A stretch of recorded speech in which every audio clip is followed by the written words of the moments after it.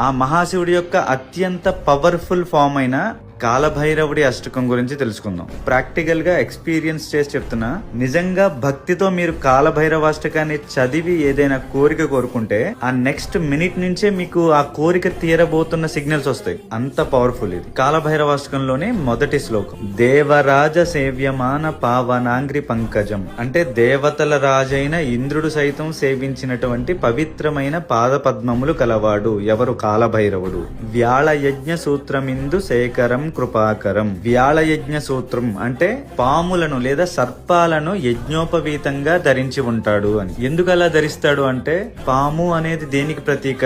మృత్యువుకి. ఆ మృత్యువునే సునాయాసంగా యజ్ఞోపవీతంగా ధరించాడు అంటే ఆయన మృత్యుంజయుడని. వ్యాళయజ్ఞ సూత్రం ఇందు శేఖరం కృపాకరం. ఇందు శేఖరం అంటే చంద్రుణ్ణి ధరించినవాడు, కృపాకరం అంటే మనందరి యందు కృప కలిగిన